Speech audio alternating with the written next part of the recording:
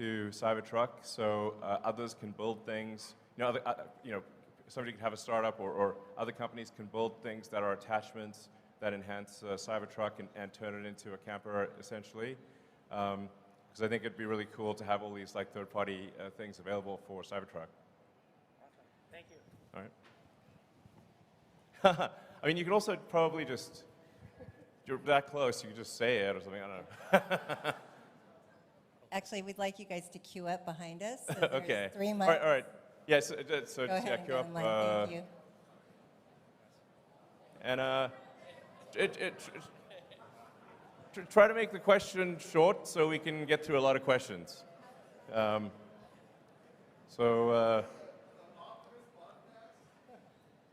Maybe. Oh, you mean just like a Tesla team doing a podcast about Optimus? Oh yeah, sure. Yeah, I wonder if maybe we could have sort of like an addendum after the earnings call, which is like a 30 minutes podcast on Optimus or something, like for those who are interested. Okay, I think we'll do that. So, Great. All right. Hey, Elon, thanks for doing this today. It's an awesome event. Thank you. Welcome. Thanks for coming. Hope you guys are having a good time. Yeah, having a great time. I'm pretty confident we have the funnest shareholders meeting by a long shot. Undoubtedly, yeah. It's amazing. So, So I'm really excited about a lot of things with Tesla. It's hard to pick a good question that is going to cover everything. But with the energy side of the business, I think it's hugely underrated. I mean, we got tons of problems California with rolling blackouts. Sure. How do you think you can incentivize people, more for solar, battery backup, and we've got the referral program that's been beefed up as well. So, what are your thoughts there? How we can get people on board? yeah, actually, one of the challenges in California and a few other places is that in order to have the Powerwall be like an uninterruptible power supply for the house, we have to actually have a switch that disconnects you from the utility. Otherwise, you just, send energy into the grid, and it doesn't do anything. That's actually been quite difficult with utilities, but I'd like to thank PG&E for recently helping us get approval for installing the backup switch for Powerwall in California so that people can have uninterrupted power in California. And we're working on that in every jurisdiction. So I'm confident that that's going to be a great long-term situation. And then, as I mentioned, Megapack is growing very, very rapidly. Yeah, so things are, things are really growing like ridiculously fast on the energy storage front. So yeah, I feel good about that situation. All right, next question.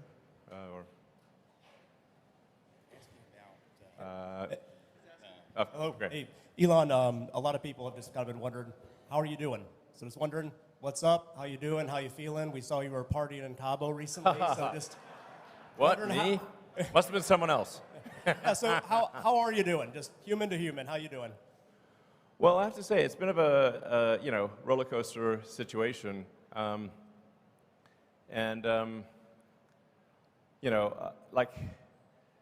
It's actually pretty rare for me to be at a party. So that's like the first party I've been at in a while. And actually wasn't even going to go to it. Then my brother talked me into it. So thanks, Kimball.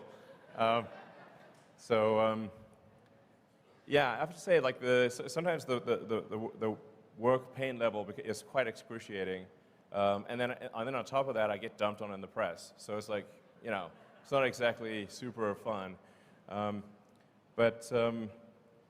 was a short-term distraction because I had to do like some major open heart surgery on Twitter to ensure the company's survival.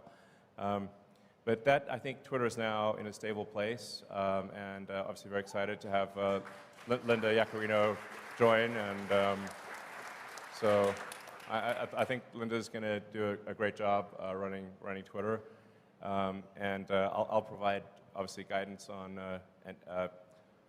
technology development. But as you can see, I think Twitter at this point has released more new features in the last 6 months than it has in the last 6 years. So, obviously this is not a Twitter meeting, but the larger point is that I feel at this point I don't need to devote incremental time. The amount of time that Twitter will take going forward is relatively small compared to the last 6 months. So yeah. Apart from there's some macroeconomic things that we can't do anything about. Overall, I feel very good about the health of the companies, and I'm increasingly optimistic about the future. Thanks for asking. It's kind of you to ask. So.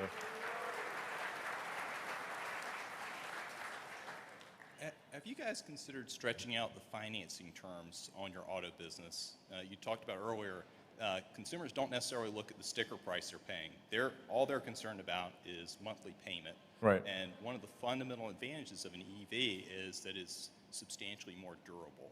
And so would you guys ever consider stretching terms out to 10 years, especially in this rate environment, given the shape of the yield curve? Extending the terms out that farther, you'd actually be capturing a lower cost of funds. Yeah, the important thing to appreciate is that that the vast majority of the financing is from banks. So it's kind of whatever the banks are prepared to do.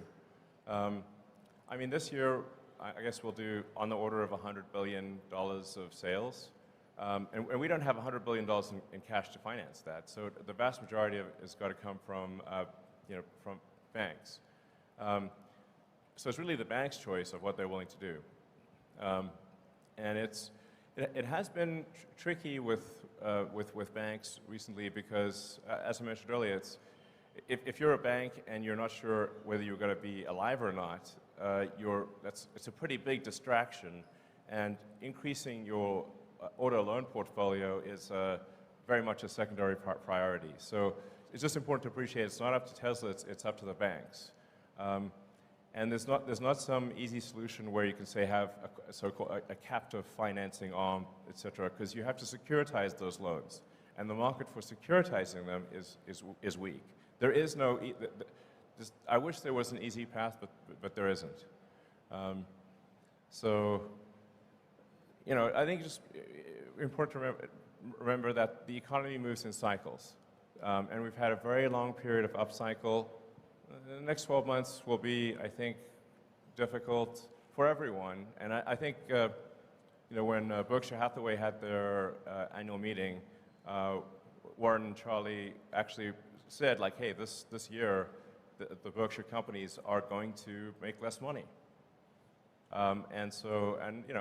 They're very well-run organizations, and I think that's just generally true for the economy. So. It's also important to remember that there are good times and there are dark times, but then the good times follow the dark times. So my advice would be, don't look at the markets for the next 12 months. If there's a dip, buy the dip. And I think you will not be sorry because there's just generally a sort of there's an economic cycle to things, but things come back up. So my guess is tough times for a year. Like I said, just my guess. But then Tesla will emerge stronger than ever, and the long term, if you say net present value of future cash flows, will be incredible in my opinion. All right. So.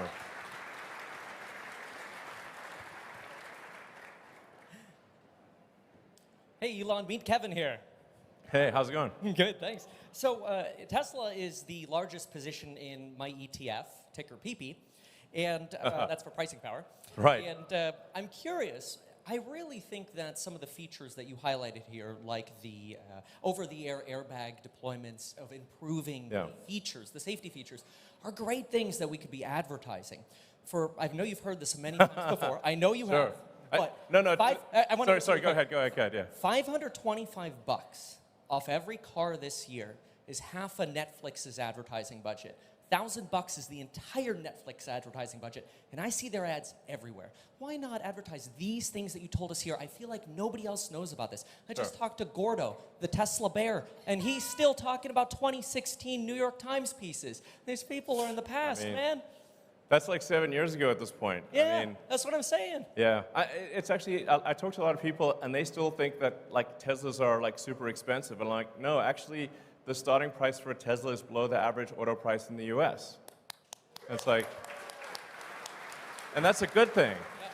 I mean, I think it's good that it's that way, you know? Like, our goal was always to make cars that are affordable to the general public. So I hear you. I mean, I think, and it's indeed ironic that, you know, Twitter is like highly dependent on advertising. So, you know, here I am, it's like, you know, never used advertising really before, and now have a company that's highly dependent on advertising. So I guess I should say advertising is awesome and everyone should do it. but I think I hear your sort of larger point, which is that there are amazing features and functionality about Teslas that people just don't know about. So, yeah. And although there's obviously a lot of people that follow, like, say, the Tesla account and the you know, my account, whatever, on Twitter, to some degree, it is preaching to the choir, and the choir is already convinced. So I think what you're saying does have some merit, and you know what? I believe in taking suggestions, so we'll try a little advertising and see how it goes.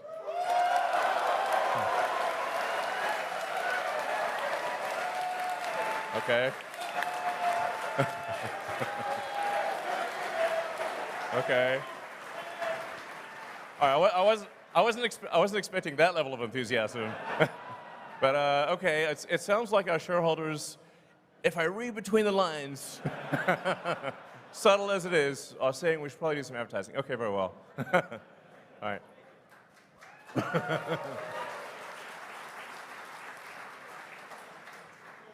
Hi, Elon. Hi, Tesla. Thank you for everything. So my question is regarding, you recently added Steam to the car, and that's great. We can play video games. Is Tesla currently developing the ability for other parties to develop apps for the car? For example, if we can buy actually customizable themes for the operating system of the car, I think you can make some revenue there, like that space themes for the car or Lord of the Rings or stuff like that. Do you have any interest in that right now? Well, I mean, important. So I think the notion of having entertainment apps and whatnot becomes increasingly important as the cars achieve self-driving, because otherwise you can only really play games or watch movies or whatever when the car is stationary. You know, which, you know, if it's charging or whatever, then you can use it. But when it's at the point at which it's full self-driving, I think it's very much about entertainment and productivity. So I think that is something that might make sense in the future. But overwhelmingly, the focus right now